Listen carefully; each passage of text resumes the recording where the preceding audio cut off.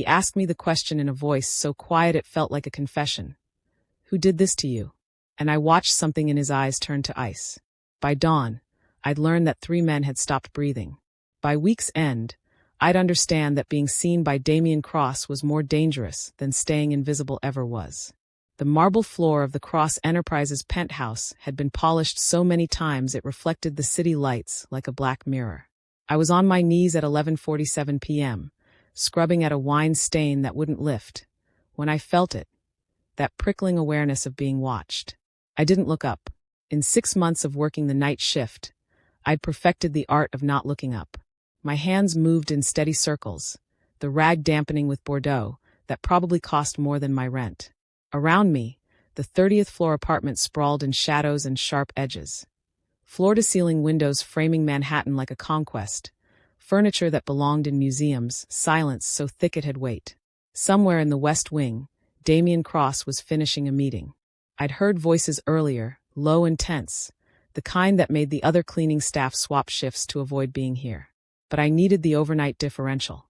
Needed every extra dollar that came from working while the rest of the city slept. The bruise on my left hip throbbed where I'd pressed too hard against the floor. I shifted my weight, biting the inside of my cheek against the sharp reminder of Thursday night. 3 days ago, the subway platform. Hands that grabbed too hard, a voice slurring propositions, my knee connecting with soft flesh before I ran. I'd gotten away. Mostly. The stain finally lifted. I sat back on my heels, rolling my shoulders against the ache that lived permanently between my shoulder blades. My reflection stared back from the polished floor. Dark hair escaping its bun, gray uniform hanging loose on a frame that had forgotten what regular meals felt like, eyes that had learned not to expect softness from the world. "You always work this late?" The voice came from behind me, smooth as aged whiskey and just as burning. I froze, then slowly, carefully turned my head. Damien Cross stood 15 feet away, hands in the pockets of suit pants that probably cost what I made in 3 months.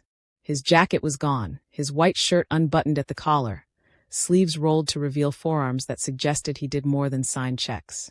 Dark hair fell across his forehead, and his eyes, gray like winter storms, were fixed on me with an intensity that made my breath catch. He'd never spoken to me before, never looked directly at me. I was invisible. That was the job. "Ah, yes, sir," I managed. "The night differential pays better." Something flickered across his face. "Stand up." It wasn't a request. My knees protested as I rose, and I couldn't quite hide the wince when my hip reminded me it was damaged. His eyes tracked the movement, narrowed slightly, and I watched him notice what I'd been trying to hide for 3 days. "What's your name?" he asked, quieter now. "Adriana Navarro, sir. I'm with Summit Cleaning Services." "I know who you work for." He took a step closer, and I forced myself not to retreat. "How long have you been on this route?" 6 months. 6 months. He repeated it like the number meant something. "And you're always here?" "Thursday through Monday, 11 to 6. My pulse kicked up. "Yes, sir." He studied me for another long moment, and I had the unsettling sense of being catalogued, analyzed, filed away in whatever calculation happened behind those storm-gray eyes. Then he nodded once. "Be careful going home, Adriana." He turned and walked toward the master wing, leaving me standing in the center of his pristine floor, heart hammering, wondering why the most dangerous man I'd ever worked for had just used my name. Monday night came with rain that turned the city streets into black rivers. I arrived at the penthouse at 10:53 p.m., 7 minutes early, soaked through because I'd given my umbrella to Mrs. Chun from 4B whose arthritis was acting up. The elevator ride to the 30th floor felt longer than usual. My reflection in the polished brass doors showed what I'd been hiding under carefully applied makeup and strategic clothing choices. A shadow around my left eye that concealer couldn't quite erase, a stiffness in how I held my right arm. Thursday night hadn't ended with just a knee to the groin and running away. There had been 2 of them. The second one caught up. The penthouse was dark when I entered through the service door, using the key code that changed weekly. I exhaled relief. Damien was out. I could work in peace, avoid those gray eyes that had started appearing in my dreams with uncomfortable frequency. I changed into dry clothes in the staff bathroom. Another gray uniform, this one fitting properly. Pulled my hair back. Took 2 ibuprofen from the bottle I now carried everywhere. Then I went to work. The living room first. dusting the bookshelves that held first editions in languages I couldn't read. I reached for a high shelf, and my ribs screamed protest. The feather duster clattered to the marble floor. "Fuck," I whispered, pressing a hand to my side, breathing through the spike of pain. "You're hurt." I spun around. Pain lanced through my ribs and I gasped.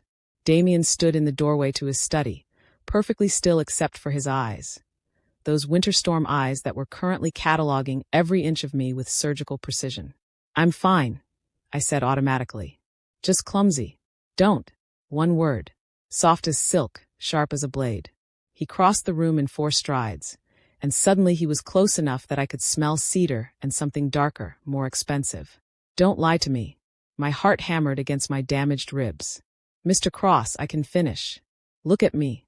I lifted my chin, met his gaze, and watched his jaw tighten as he saw what the makeup had hidden in the elevator's dim lighting.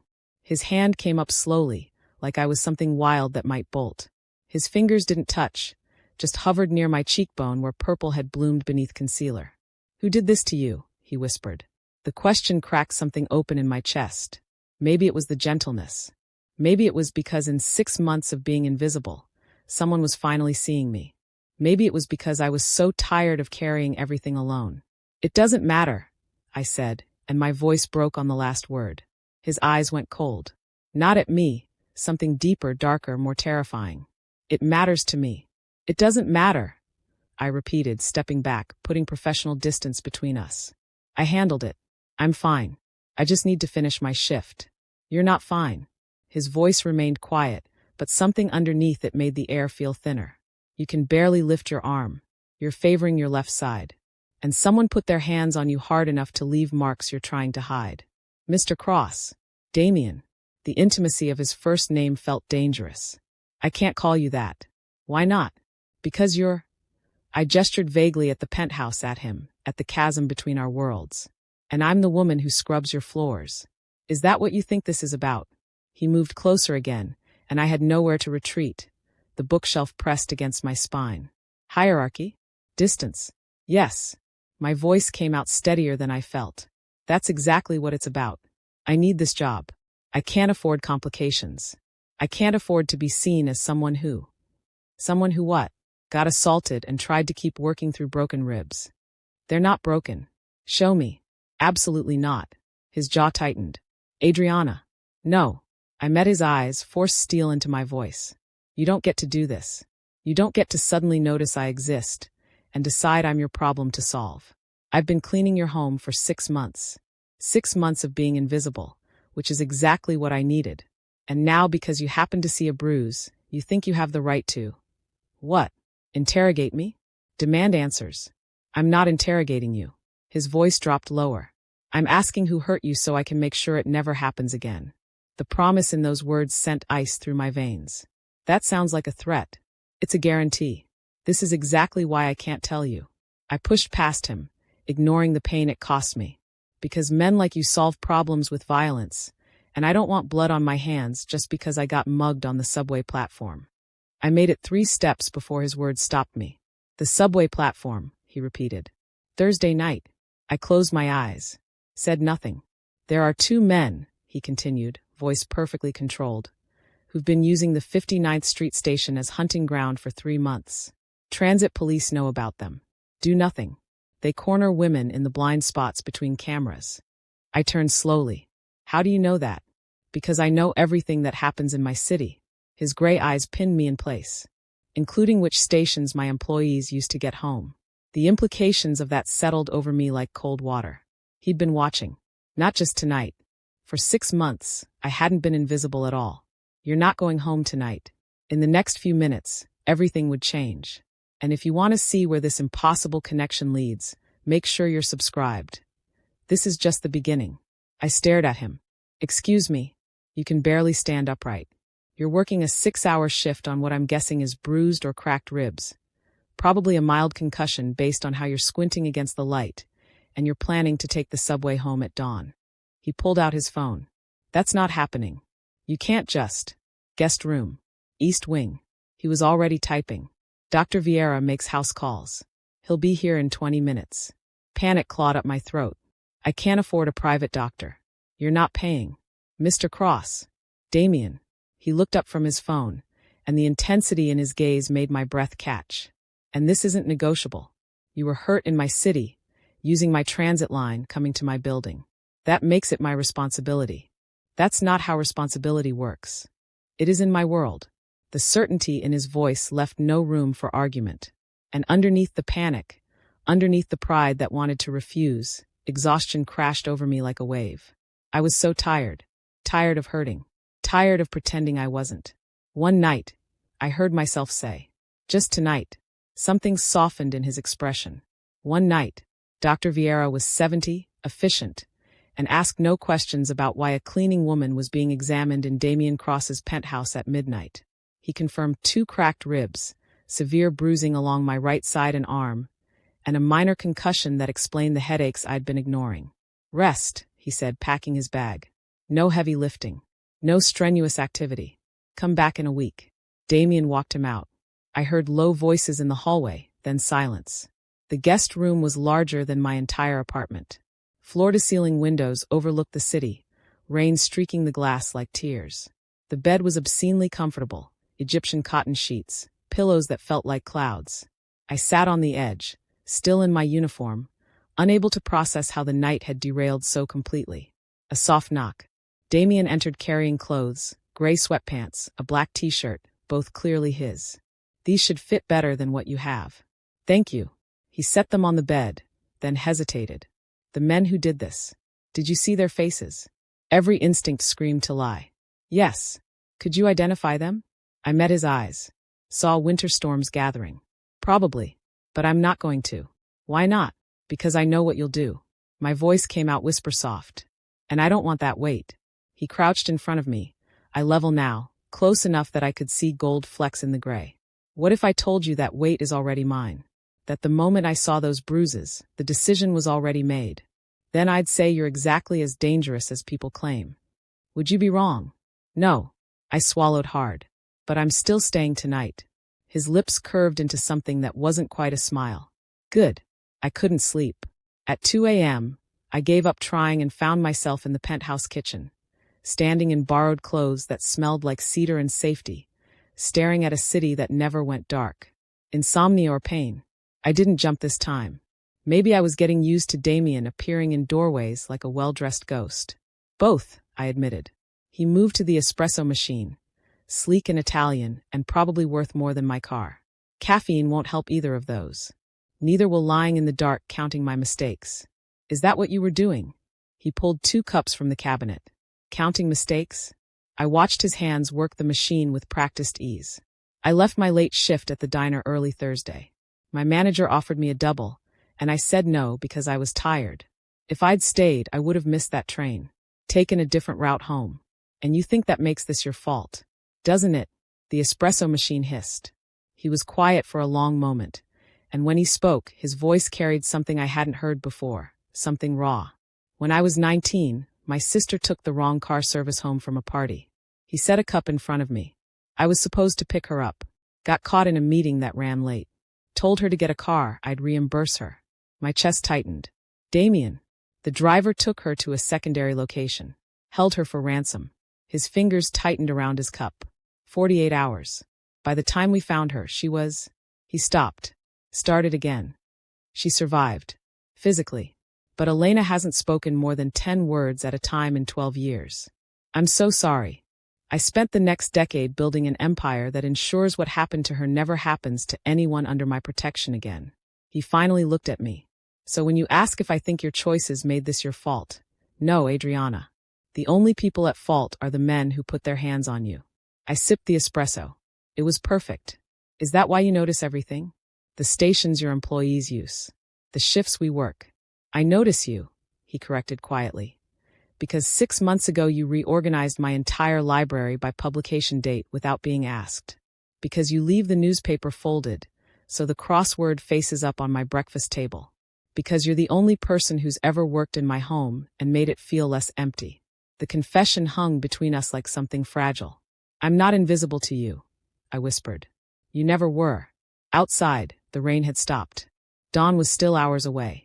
And somewhere in the city, Two men had no idea that the clock had already started counting down. We stayed in the kitchen as the city transformed from black to navy to gray. Damien made eggs, actual eggs scrambled with cream and chives, while I sat on a bar stool trying to reconcile this version of him with the man whose name made seasoned businessmen nervous. "You cook," I observed. "I survive." He slid a plate in front of me. "There's a difference." The eggs were perfect. I took a bite and nearly moaned. "When's the last time you cooked for someone?" He considered this while pouring more espresso. "Elena's 23rd birthday. 7 years ago. She requested pancakes shaped like stars. Did you deliver?" They looked more like amoebas, but she laughed. His expression softened at the memory. First time I'd heard her laugh in 5 years. I watched him over the rim of my cup. "You're not what I expected." "What did you expect?" "Someone colder. More." I searched for the word. "Untouchable." "I am cold," he said quietly. "And untouchable is the foundation of survival in my world. But you're not in that world right now. You're in my kitchen at 3 in the morning, wearing my clothes, and that's different." "Why is it different?" He met my eyes. "Because I want it to be." The honesty in those words settled somewhere deep in my chest. I set down my fork, suddenly not hungry for food. "This is dangerous." "I know. I'm nobody, Damien. I clean apartments and serve coffee and barely make rent. Your world and mine. Your world is working 2 jobs to survive. Mine is controlling empires to protect people." He moved around the counter, close enough that I could feel the heat of him. "Maybe those worlds aren't as far apart as you think. Or maybe they're exactly as far apart, and this is just—" I gestured vaguely between us. "Proximity. Adrenaline. You playing savior and me being grateful. Is that what you think this is?" "I don't know what this is." His hand came up, fingers ghosting along my jaw with devastating gentleness. "Then let me be clear. I've had 6 months to notice you, Adriana. 6 months of watching you move through my space like you belong there. This isn't adrenaline. And I stopped playing savior the day I realized saving people just meant controlling them. What do you want from me?" "The truth." His thumb traced my lower lip. "Starting with whether you feel this too, or if I'm alone in it." I should have lied. Should have protected us both. "You're not alone," I whispered. He kissed me then, soft, careful, like I was something precious instead of broken. And for the first time in 3 days, I forgot about the pain. I woke to sunlight streaming through floor-to-ceiling windows and the smell of coffee. For 3 blissful seconds, I forgot where I was. Then memory returned. The kiss, falling asleep on his couch wrapped in cashmere throws. Damien carrying me to the guest room with a gentleness that made my chest ache. I found him in his study, phone pressed to his ear, speaking in rapid Italian. He saw me, held up one finger, then ended the call. "Coffee's in the kitchen." "There's Mr. Cross." A man appeared in the doorway, tall, silver-haired, with eyes that had seen things they'd never forget. "It's handled. Both of them. The one who grabbed her and the one who watched. Clean. No trace back." Everything inside me went cold. Damien's expression didn't change. "Good. Make sure transit gets the message. The 59th Street station is protected territory now." "Already done." The man noticed me then. "Stop talking." "Out," Damien said quietly. The man left. The door clicked shut. I couldn't move. Couldn't breathe. What did he mean? Both of them. Damien stood slowly. "Adriana." "What did he mean it's handled?" My voice rose. "Damien, what did you do?" "What I told you I would do." No apology in his tone. No regret. "I made sure they'd never touch another woman." "You killed them." Not a question. A horrified realization. "You had them killed." "Yes." The single word landed like a gunshot. I backed toward the door, and pain lanced through my ribs. A sharp reminder of why we were here, what they'd done to me. "When?" I demanded. "When did you?" "Last night. Around the time Dr. Vieira was wrapping your ribs." He moved toward me and I flinched. He stopped. Something cracked in his expression. "I won't apologize for protecting you." "Protecting me?" "You murdered 2 people. I eliminated 2 predators who would have done this again. And again. And again." His voice stayed level, controlled. "How many women should I have let them hurt before taking action? Give me a number, Adriana." 3. 5. 10. "That's not. You can't just." Tears burned hot behind my eyes. "I told you I didn't want this weight. And I told you the weight was already mine." "No." I shook my head, backing toward the guest room. No, you don't get to make that decision for me. You don't get to turn me into someone with blood on her hands, because you decided I needed avenging. You think you're the one with blood on your hands? His control finally cracked. I've had blood on mine since I was 22 years old. That doesn't wash off, Adriana. It soaks in, becomes part of you. And I'll carry all of it, before I let you carry a single fucking drop. I grabbed my real clothes from where they'd been cleaned and folded. I need to leave. Don't. I can't be here. I can't. My voice broke. I can't look at you right now. His jaw tightened. I'll have a car take you home. I'll take the subway. Like hell you will. We stared at each other across an impossible distance. Him in his $1,000 suit, me in borrowed clothes, both of us bleeding from wounds that had nothing to do with fists. Fine, I whispered. Send the car. I left him standing in his penthouse kingdom, surrounded by everything money and power could buy. Everything except me. 3 days passed in my apartment that suddenly felt smaller, dingier, more suffocating than it ever had before. I called in sick to both jobs. Spent 72 hours staring at water-stained ceilings, replaying everything. The kiss, the confession, the casual way his associate had reported 2 murders like he was describing pest control. Both of them, clean, no trace back. My phone sat on the coffee table, silent. No calls from Damien, no texts. Just the deafening absence of the man who'd somehow become essential in less than a week. On the 4th morning, my neighbor Mrs. Chun knocked on my door carrying soup and judgment. You look like hell, Mija. Thanks, Mrs. Chun. The man who sent the car. He keeps asking the doorman if you're okay. She set the soup on my counter. Tall one. Expensive suit. Eyes like a storm. My chest tightened. He's checking on me? Every day. Doesn't come up. Just asks if you're home safe. She studied me with eyes that had seen 80 years of human foolishness. You know what my Raphael did? When we first met, Mrs. Chun. He punched my ex-boyfriend for shoving me. Broke his nose. 3 teeth. She smiled at the memory. I was furious. Told him I didn't need a man fighting my battles. You know what he said? I shook my head. He said, I'm not fighting your battles. I'm fighting mine. Because any man who hurts you has made himself my enemy. She patted my hand. Some men protect with words. Some with fists. The question isn't what they do. It's whether they'd do it for anyone, or just for you. After she left, I sat with the soup going cold and the truth settling like stones in my stomach. Damien hadn't done this for justice. Hadn't done it for territory or reputation, or any of the 1,000 strategic reasons a man like him made decisions. He'd done it for me. Specifically. Personally. Completely. The question was whether I could live with loving someone capable of that. My phone rang at 11 p.m. unknown number. I answered. Adriana. His voice was rough, like he hadn't slept. I'm not calling to apologize.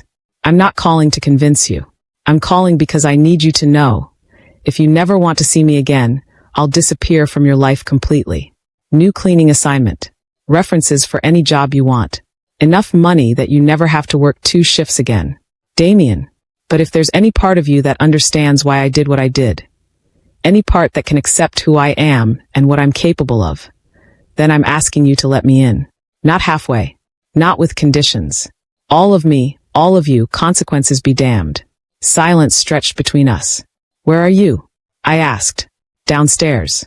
I've been here every night since you left. I closed my eyes. Come up. He looked different in my apartment. Too large for the cramped space. Too expensive against the thrift store furniture. But his eyes held the same storm. And when I opened the door, the relief that crossed his face was so raw it hurt to witness. I meant what I said. I stepped back to let him in. All of you. Not the version you think I can handle. Adriana. I spent 3 days being angry. Being horrified. Trying to convince myself that what you did was unforgivable. I wrapped my arms around myself. But I kept coming back to one thing. You asked me who did it. And I wouldn't tell you because I knew. I knew what you'd do. So I'm complicit. I knew and I stayed anyway. You're not complicit in. Let me finish. I moved closer. You were right. How many women should you have let them hurt? I've been asking myself that. And the answer is, my voice cracked. The answer is I'm grateful it's 0. That no one else will feel what I felt.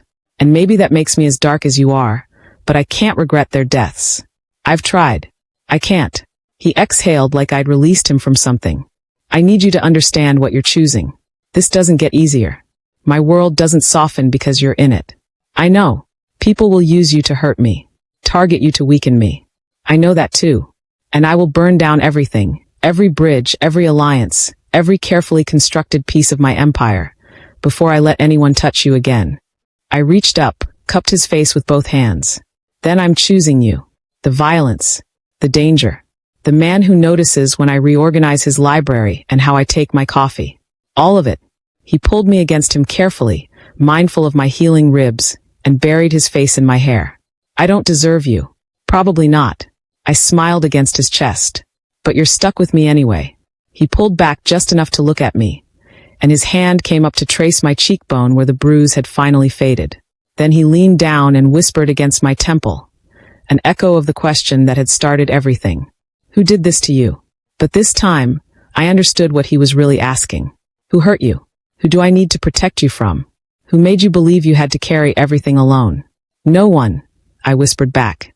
Not anymore. He kissed me then, not careful, not gentle, but claiming. A promise that I was seen, chosen, protected. That invisible was something I'd never be again. Dawn was breaking over the city when we finally pulled apart. By morning, the underworld would know Damien Cross had chosen a woman. By week's end, every person in his territory would understand that touching me meant war. But right now, wrapped in his arms in my tiny apartment, I wasn't afraid. I was home. 6 months later, I stood in the penthouse, not as the woman who cleaned it, but as the woman who lived there. My library reorganization had expanded to 3 rooms. The crosswords still faced up at breakfast. And every night, Damien came home to someone who saw past the empire to the man underneath. Mrs. Chen had been right. Some men protect with words, some with fists, and some, the dangerous ones, the ones who change everything, protect with absolute devotion that burns like wildfire and feels like safety. I'd chosen the fire, and I'd never look back. That's today's story. If it moved you, please like, subscribe, and tell me where you're watching from in the comments. It means more than you know.